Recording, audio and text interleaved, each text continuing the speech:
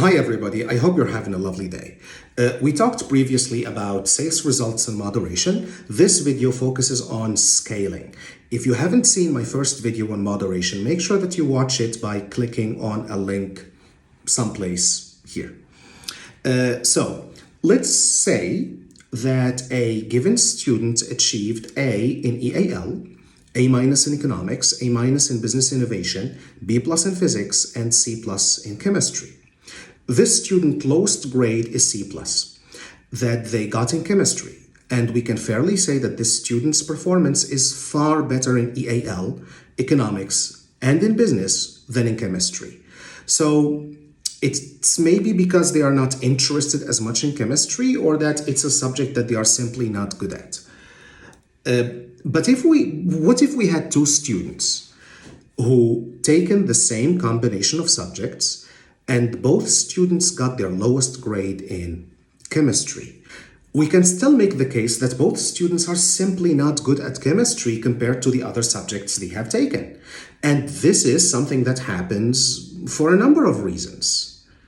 However, if we have 100 students who all took the same combination of subjects and all ended up with chemistry as the subject where they achieved their weakest grade, can we say that all 100 of them are weak in chemistry, or is there something else?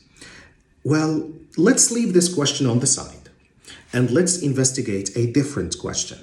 So in moderation, moderators make sure that all grades given by the school teachers are equal and in accordance with one standard, which is the SACE standard. So a B+ in chemistry is equal to all other B+ in chemistry in all SACE schools.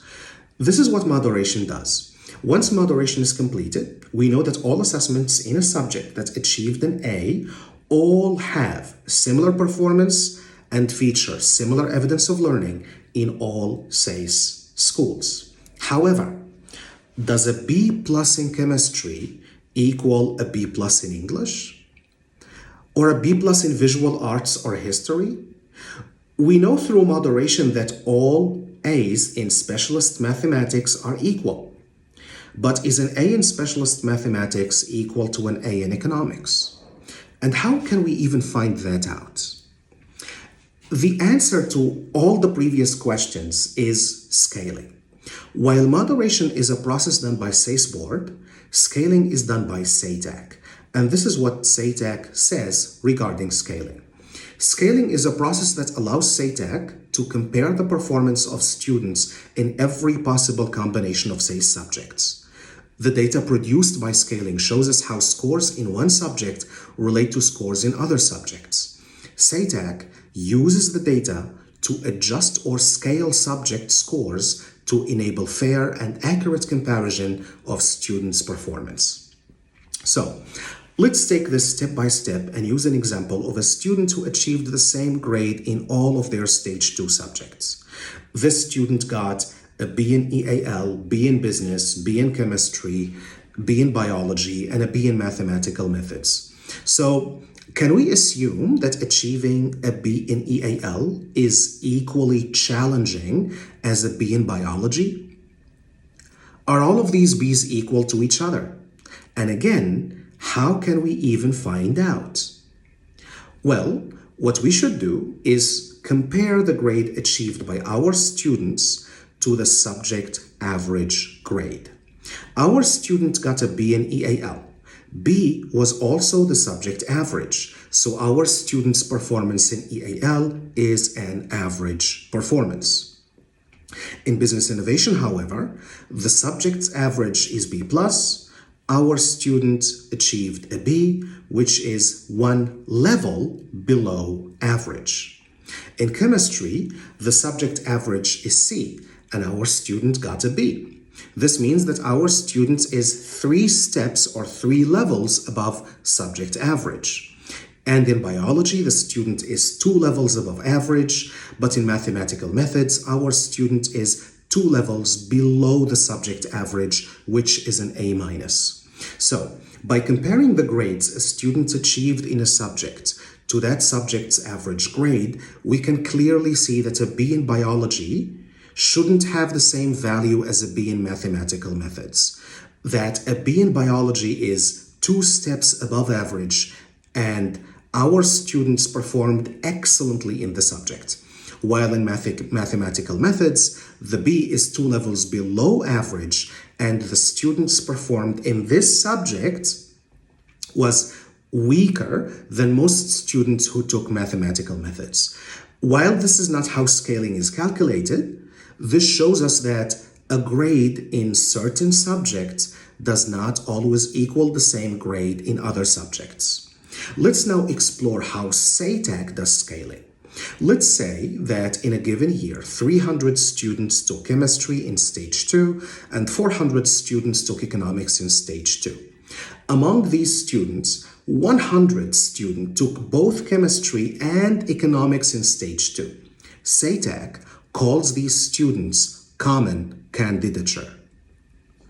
SATAC will then calculate the subject average, not across all students who took the subject, but only across the common candidature students. In other words, the 100 students who took both chemistry and economics at the same time achieved this average in chemistry and this average in economics. If the two averages are the same, the 100 students who took both chemistry and economics averaged a B in chemistry and a B in economics, we can make the deduction that a B in chemistry is equally hard to achieve as a B in economics. Therefore, a B in chemistry should worth as much as a B in economics. But what if the averages are not the same? What if the average in chemistry is a B minus, while in economics it's a B? We cannot say that all 100 students who took both chemistry and economics happen to be weak at chemistry all at the same time. However, we can say that a B minus in chemistry is equally hard to achieve as a B in economics. Therefore, a B minus in chemistry should worth as much as a B in economics. So a B minus in chemistry is the equivalent to a B in economics. A C in chemistry is the equivalent of a C plus in economics, and so on. In this particular instance, the grades achieved in chemistry are scaled up in comparison to the grades achieved in economics. But scaling doesn't end here. In this example, we only determined the value of the grades achieved in chemistry in comparison to those achieved in economics among the students who took both chemistry and economics at the same time. There are many other students who studied chemistry but didn't study economics at the same time. So SATAC will be looking for every possible subject combination. So they will look for a different set of common candidature students who studied chemistry and a different SACE subjects. In this instance, chemistry and English. 300 students studied chemistry, 450 students studied English, and 85 students studied both English and chemistry. Those are the common candidature for this combination of subjects. And the same calculation will take place. The same process is applied to this combination of subjects, and the averages achieved by the common candidature students are compared to determine how does a certain grade in chemistry compare to the same grade in English. The same process will then be repeated for students who took chemistry and specialist mathematics, chemistry and physics. In essence, SATAC does this comparative calculation of the common candidature in every possible subject combination. And the average achieved in chemistry is compared to any other subject where we have a common candidature.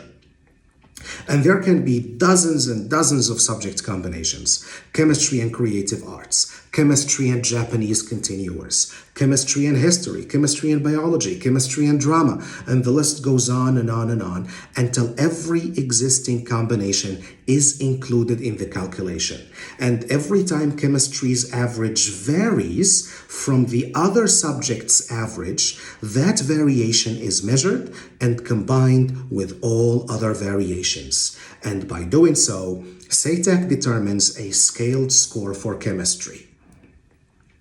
And the same process takes place for all other SACE subjects, and each SACE subject would have its own scaled score. So in a given year, an A in chemistry gives the scaled score of 19.15, while an A in physics gives a scaled score of 19.10. But the story doesn't end here. Sometimes, when we compare between the students who achieved the same grade in a subject with the same teacher at the same school, we can find that their scaled scores are different. So for one student, for example, a B in chemistry can be scaled as 15.6, but a different student might have their B in chemistry scaled as 15.8. Why is that? Well, the answer is that SATAC does not really compare the average common candidature grade using the subject overall grade. They actually use the overall grade of each assessment type. Yes, the calculation is done assessment type by assessment type and not by using the overall subject grade. It is actually much more complex than what I have showed you previously. Now, you remember that each stage 2 subject has 3 assessment types. So the common candidature students who took both chemistry and economics in stage 2 will have their assessment type 1 average compared, assessment type 2 average compared, and assessment type 3 average compared. Like so, to determine how grades in chemistry compare to other grades in other subjects, SATAC compares the averages among common candidature in every possible subject combination in every assessment type. By doing that, we know how difficult it is in comparison to other subjects to achieve a grade to achieve a certain grade in a certain assessment type of a subject compared to other assessment types in other subjects. This explains why sometimes students can have the same overall grade in the same subject, but they don't have the same scaled score. This is because they don't have the same performance in each assessment type. And that's it for this video. Leave me any questions in the comments. I will see you again very soon in a third and last video. We will talk about the university aggregate, the ATAR, and some myths and legends often repeated regarding these two. Stay tuned and have a wonderful day.